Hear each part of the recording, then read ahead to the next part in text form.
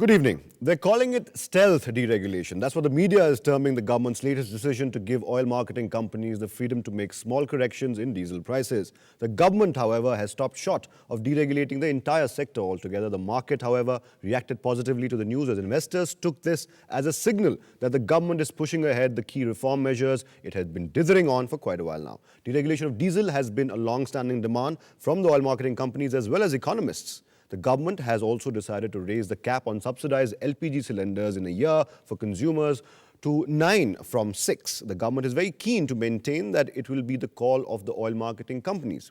Declining to clarify on the quantum of change in diesel price, Oil Minister Veerappa Moily said that it is up to the oil marketing companies to decide on the amount. Refusing to use the word deregulation, the government said that there will be small changes spread over a period of time, while the oil secretary said that the move cannot be termed as deregulation.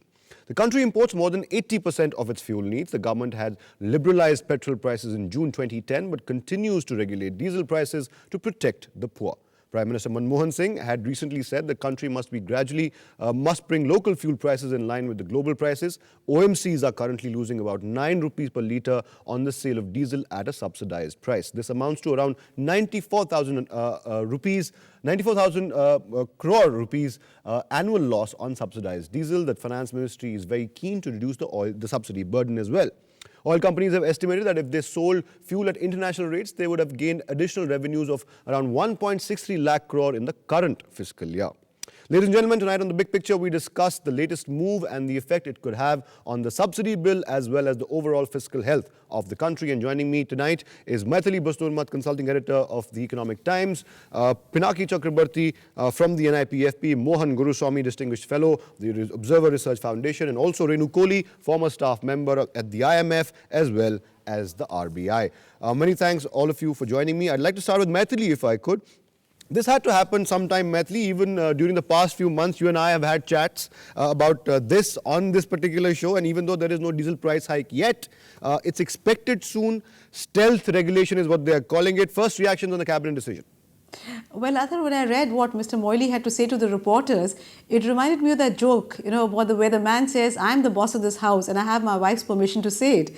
Because while he's told the oil companies that they can decide the prices, he's told them that the hikes must be small, it must be over a period of time, without quite spelling out, but kind of, it's understood, as it were. What does a small price, small amounts mean? What is a period of time? It's all been left undefined. Yes. So clearly the government is not quite willing to completely give control to the oil marketing companies.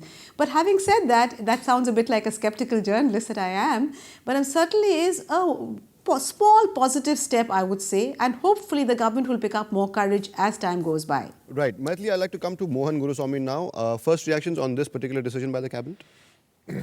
Actually, it's too little, too late. You just got 1 year before the elections. So nothing big is going to happen, in terms of price increase. So you could get a rupee or two in between. But you're really talking about, about 13 or 14 rupees a litre. So instead of, say, a 9 rupee hike, they'll do it... that's not going to happen. Yeah, that's not going to happen. As far as LPG is concerned, under-recoveries are huge. And this really amounts to a subsidy to the middle class and upper class, because that's the consumption pattern of LPG gas. Rural areas hardly use anything. And so you took away six cylinders, subsidized cylinders, about 3,000 rupees a year, and now you've given back 3. So total give back to the consumers about 4,800 crores. Problem was that, you got under recoveries. Last year was 136,000 crores. You can't continue like this. You got to deal with the problem. Sooner or later, and the important role of leadership is to convince the opposition that this is in national interest. Which they're not convinced about. They're hammering the government. But has the government made any attempt? I've not heard of any meeting being called in the PMO or in South Block or North Block, where all these people are brought in and said, look, these are the facts. So let's together decide. Fair point. You say it's too little too late. Pinaki, what are your views on this? I think it's a step in the right direction, and I'm not too sure whether oil companies will increase price by 2 or 3 rupees. I think the burden of loss is huge, and these under recoveries, given the FRBM targets, I don't think Finance Ministry can continue to support in the long run. So today or tomorrow, they will have to have to increase the price of diesel. And the apprehension about diesel price increase as it is put forward is that it's an intermediate good. So if you increase price, there will be inflationary pressure. It's a common man's fuel and stuff like that. So one of the issues that I was reading through, and they said that if you have a gradual increase, probably that also has gone into this decision. If you have a gradual increase, the effect on price is much less. So probably that is the idea. But I think the intention is to deregulate over time, and they don't want to do it at one go, and that's why they have given this flexibility to the oil marketing companies. But I think there will be a lot of restrictions on them about the movement of prices. Right. I want to go into details as well, but first I want to go to Renu Kohli and get her first reaction on this particular decision. Renu, go ahead. As Mythili said, it's a positive step, and I would endorse it, much needed. However, it remains to be seen as to what exactly is the implementation. That's the key, because let us not forget that there was a similar petrol price deregulation in sometime in July 2010, and that was never implemented. Having said that, I must say that the extent of the increases and the kind of remote reports that have been preceding this announcement have suggested that there will be probably a rupee a month kind of increase. The current under recoveries are about 9.6 rupees per litre, and that's the way. So it seems that a one-time increase will not be there. I hope, however, that this is a kind of a permanent step, and I would rather, the issue that really needs to be debated is whether this kind of subsidy is justifiable and on what grounds. There is no reason as to why diesel or fuel prices, for that matter, to drive your cars and mine, should be subsidized by the government at all. Right. But it takes time for a population which has grown up upon a subsidy culture to be reduced and to be weaned off. And I hope that that starts at last. Point taken. Mythili, if I can come back to you right now, even though OMCs have the authorization now to hike prices of diesel from time to time over a period of time, like Veerappa Moily said, till the time they're able to cover that 9.60, I think, is per litre loss they incur on the fuel, we are still quite a bit away from complete deregulation of the sector. Would you agree? And moreover, would you be in favor of complete deregulation at all? I'm absolutely, completely in favor of complete deregulation, number one. Having said that, Athar, one must remember that the oil marketing companies are all government owned. So clearly they are not going to be entirely free to do what they wish. They will be constantly looking over their shoulder and seeing, does it have government sanction or not? Will the government be happy with the decision or not? So clearly everything will first get cleared in the Petroleum Ministry, and only then will the price rise be affected. Having said that, the government has not shown very much spine in the first 3-4 years of its rule. So I think they're slowly picking up courage. So I think they need to be encouraged that, okay, now that you're finding the spine, please go ahead and do more, because we do need to do much, much more, given the fact that oil sector companies, marketing OMCs, were sitting on a deficit of 1.60 lakh crores. That's a huge amount of money. And there really is no need, as Renu said, why should LPG and diesel or any of these things be subsidized whatsoever? The government does not subsidize things like gold, which people are buying hand over fist. So why don't you tell the people at large that we are importing almost 80% of our oil requirements? Domestic prices have to go hand in hand with international prices. If you say that and pass on whenever prices fall also, if you're able to pass on the declines also, I think consumers will not mind. Right. It will be painful, but there is no gain without pain. Right. Mythili, you answered the question I was supposed to ask Mr. Guruswamy, but I'll ask him anyway. Do you think the government is going to give full control, not likely, as Mythili said, to the OMCs as far as hikes are concerned? Or do you think there's going to be, at the very least, some sort of guidance from the government as far as hikes are? I don't think they'll ever give full control. If they own the company, if they want to give full control, they should sell the companies. Okay, that will never happen, because any party's government intends to hang on to this. But they can't do that because it'll make the OMCs far more powerful. Yeah, absolutely. Yeah. So, how does this solve any of the problems? This year, you were having under recovery of 1,60,000 crores. Okay, more than that. So you might recover 20,000 crores at the most. You got 140. Next year, the under recoveries will automatically rise to about 180, maybe close to 2,000, 200. Then how much more are you going to recover? So it leaves you, by the time you act and decide, leaves you the whole of about 2.5 lakh crores. Yeah. A huge amount of money. Right. And this is adding up. You see, when your under recoveries were 10,000, 12,000, you could afford delays. But when there's huge numbers, you can't afford these delays anymore. And, and it's costing you a huge amount of money.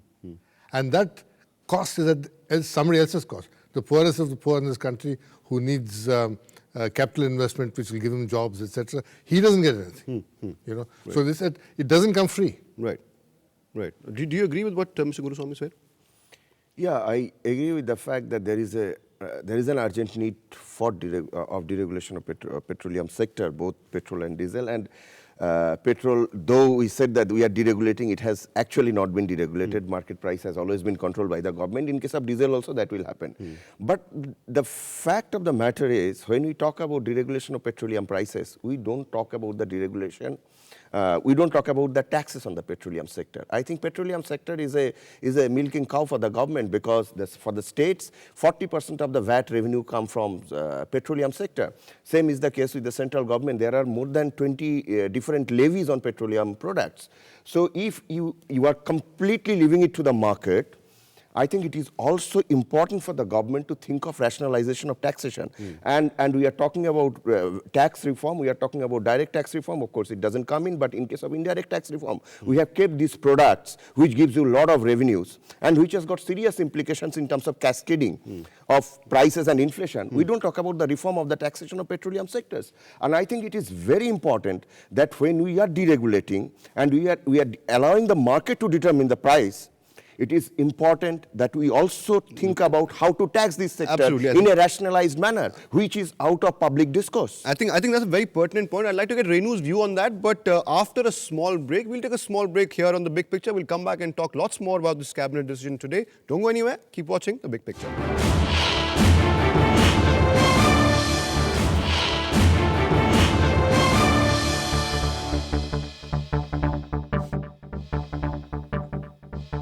Welcome back to The Big Picture. Renu, let me ask you this. You heard what Pinaki Chakraborty had to say before the break when he says when you look at deregulation, we have to look at the taxation side of things as well. Thoughts on that?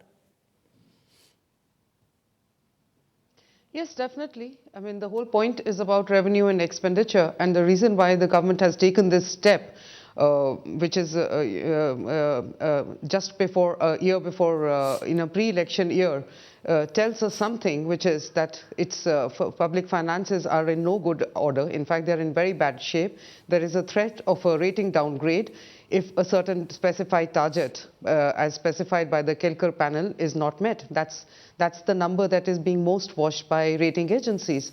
And so the issue is how to juggle it.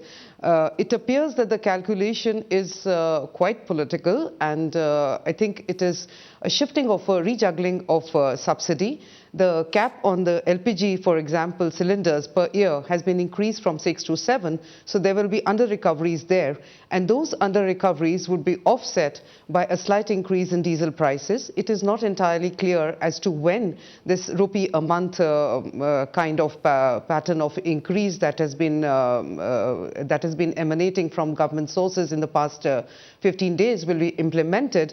But assuming that it is implemented from 1st April onwards, there wouldn't be much of an impact on the fiscal deficit, at least, or for that matter, on any macroeconomic variable as in this financial year, that is up till March 2013.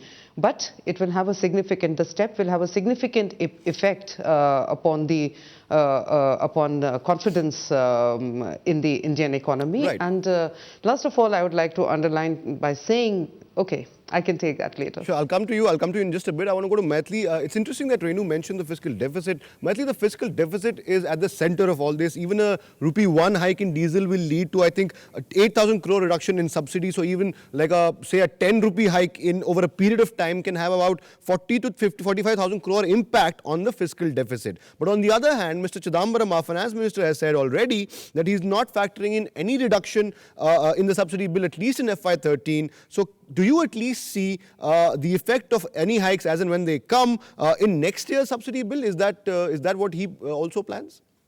Well, Athar, all this is very conditional on oil prices internationally staying where they are. Because today the loss is about 9.60 per litre of diesel. But that's assuming international prices stay where they are. That's no guarantee at all. And if you see the flood of liquidity coming from both the US Fed, the Bank of Japan, the ECB, there's a very strong possibility that all commodity prices, including oil, will run up.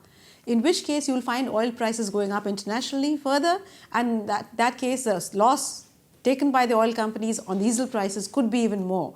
So it's very hard to say because the price of oil is very dynamic.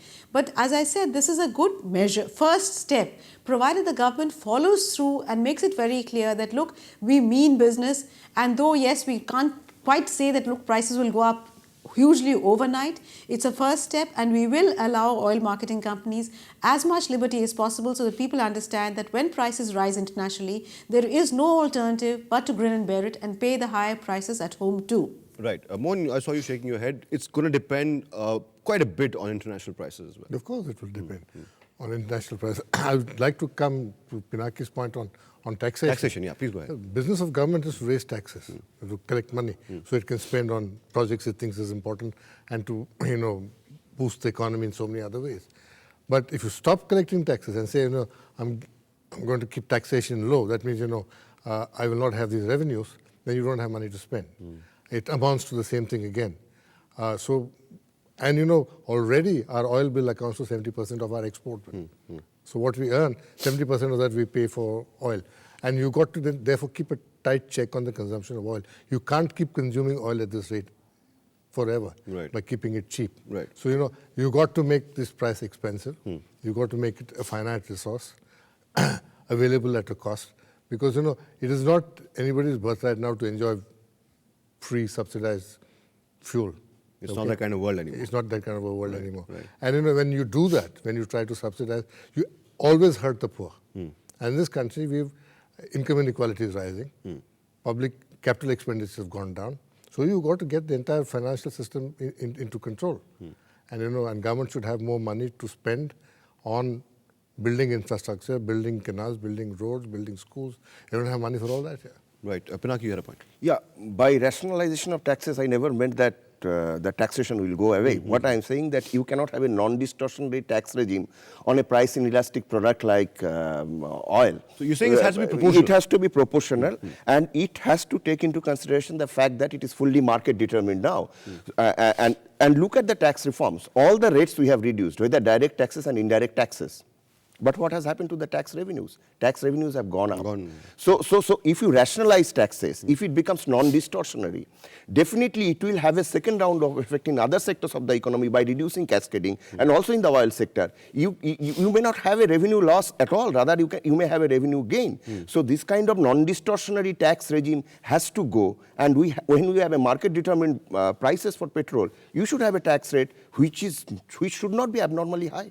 Right. Before I go to the LPG part of it, I want to get all my guests' reaction on that. I want to ask you, Pinaki, just a little query. There is also this view that this is also part of the ongoing drive by the finance minister to woo FIIs. Thoughts on that, if any? Is it going to play a big part? I mean, I don't think it's going to play a huge macro part. Instability is a big problem for the FIIs. And given the fiscal deficit that the center has, which is hovering around 6%, it is definitely a concern for the FII and also for the finance ministry.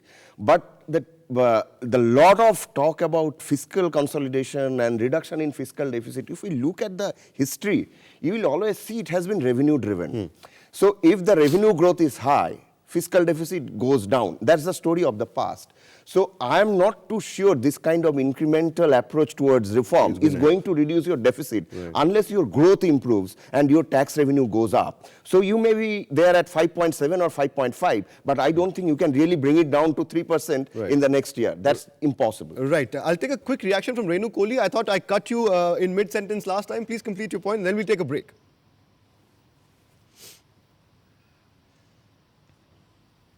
Oh, it's all right. Okay, we'll take a small I've break even right now. forgotten what I was We'll come going to back say. to you. We'll come back to you, Renu, with another question, this time on LPGs, but we'll take a small break right now. Don't go anywhere. Stay tuned.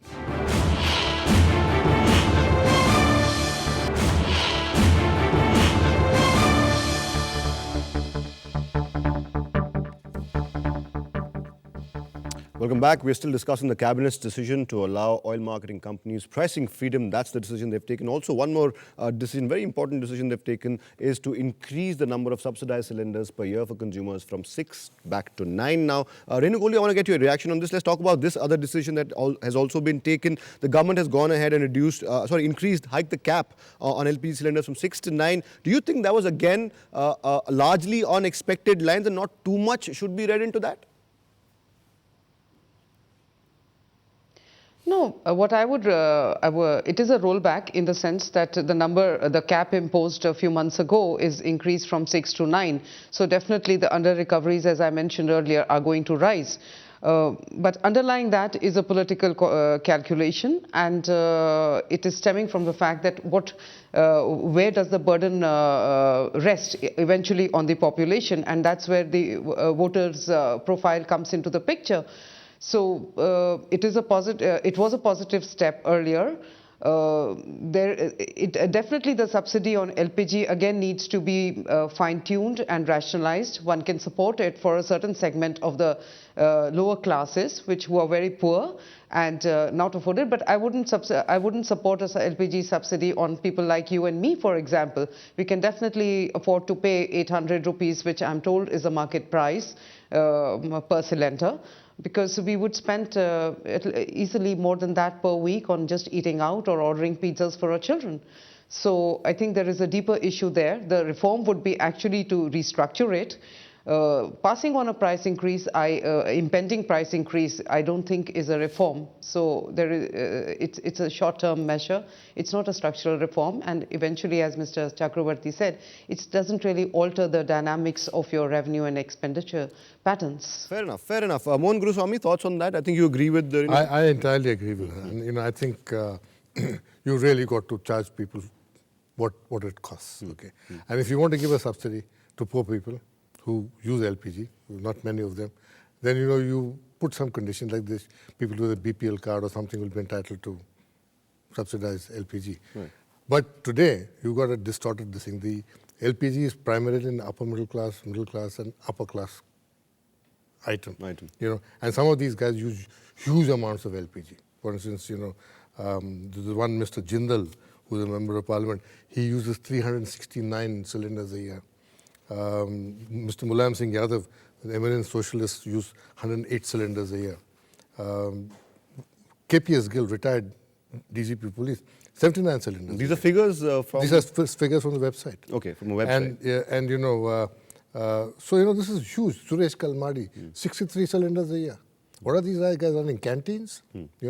But we get the picture, yeah. Yeah, it's huge. So there are a lot of people who probably using, and why should they be subsidized? Like Renu says, why should I be subsidized? I don't want the subsidy. And people who can afford it should be made to pay. Right. Pinaki? And free ride should end. Views on that? Absolutely. These are very regressive subsidies, and those who can afford, they should pay. And if you really want the poor to use LPG cylinder, the LPG's penetration has to go into rural areas, which doesn't happen. It's in urban areas.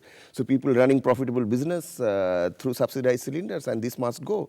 And that way, it's a very regressive step, increasing the number of subsidized cylinder from 6 to 9. Probably it will neutralize to a great extent the increase that the diesel prices would have to the petroleum sector. So that's what I was saying, that overall impact on fiscal deficit is very unclear. Almost giving away 5,000 crores. Absolutely. One very, very quick query from you before I go to Mythili. Renu also said that this is overtly political. It's an overtly political step. Do you agree there are strong political reasons for it, because it's an election year next year? No, you see, one is you got to bite the bullet, and you got to, even if you convey this properly to the people, saying that, look, we have to do this and we're a decisive and firm government and therefore we're doing it, it'll go down well.